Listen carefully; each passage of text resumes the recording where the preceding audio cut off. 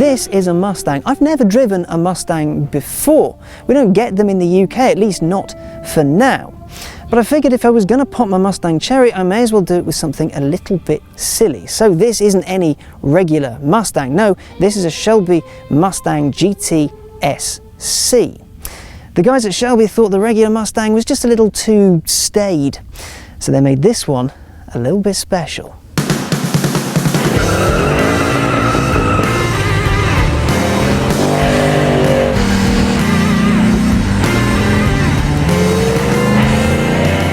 There's a raft of changes over the car you get from Ford. A fancy grille, stripes, a new bumper, a fiberglass bonnet, Ford racing springs, new wheels, upgraded exhaust, a short throw shifter and much more besides.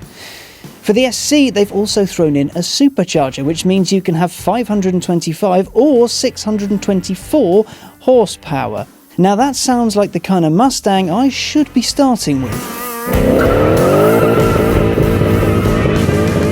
The Shelby badge on the back can't hurt either. Carroll Shelby was an automotive giant. You know the Cobra? That was his baby. He took the GT40 and ran with it, turned it into a Le Mans winner. He helped develop the Ford GT and the Dodge Viper. Before he started making silly fast cars, he was also an ace racing driver.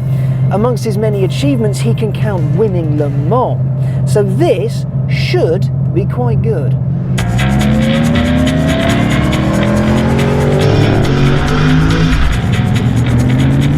This generation of Mustang is being phased out. There's a new one coming, and that one is going to find its way to Europe. It's going to have an EU-friendly engine and bits in it and what have you. So I figured now is the perfect time to take a bite of a soon-to-be extinct forbidden fruit. My first Mustang experience, well, it's been interesting, really. This car is mad.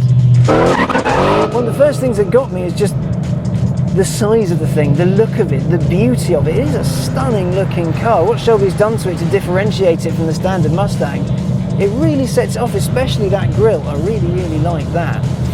The power it chucks out is massive. The noise it makes is enormous, more on that later. But it still feels a little bit lazy. It's not super high revving like you get from a Jag or anything like that. This thing is antisocially loud. Even at tick over, it's disgustingly noisy. That's brilliant. In my book, that's absolutely brilliant. When it's at full chat, God, the noise is glorious, and it just fires its way out of the car, upsetting everything nearby.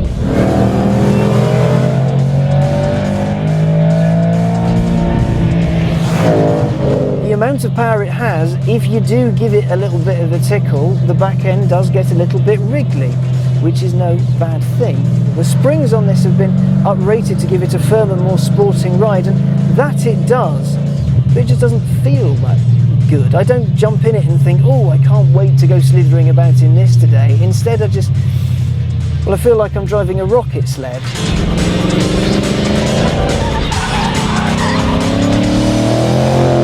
When you compare this to cars of similar power you get back in the UK, well, this doesn't seem like a great deal, because while it's got massive power and it makes a great noise when you're on it, dynamically it's okay, and the interior is very plasticky and it's a bit tacky, and these gauges look like they've come out of Halfords. Now compare that to the likes of the Jag F-Type. Beautiful car, goes like stink, handles really well. XFRS, BMW M5. Big cars, similar power, they're just better.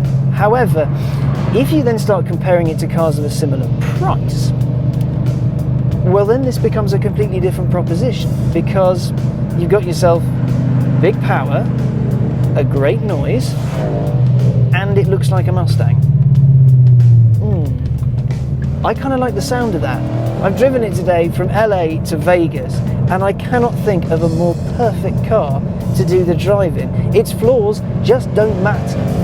Sod the plastic, sod the noise. There's a fuel station every 30 seconds. Fuel isn't that expensive, and the roads are just straight lines, so you can just tank it and listen to the noise at full chat. And this thing has so much torque that you can just really leave it in sixth and cruise. This should would be an alien concept to me. It's not got a smooth, hyper-designed body like the V8s you find in German things. It's not got super advanced hypertech, and it doesn't have a badge on the nose that back home I'd associate with power like this. This is a Ford that looks like many other Fords you see on the roads out here, but that adds to its charm. This car represents a really big bit of the culture I've been enjoying out here in the States, the desire to put your own stamp on a car, to make it your own. This started out as a Mustang GT. It's not an expensive car, and you get decent power for your money, about 420 horsepower. That's a proper slice of American muscle, but for some, the base car simply isn't enough. They want more, to do more with it, to take the contextually mundane and make it something more. That's why they tried to build cars like this, to make something bigger, madder, faster, noisier, what have you, to make it their own.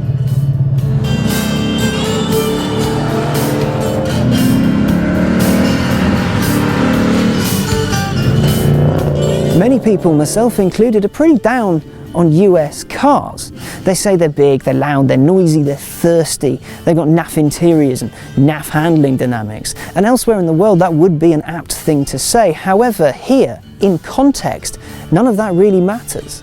The performance is cheap and you find yourself with an instant connection to one of the greatest American muscle cars ever made.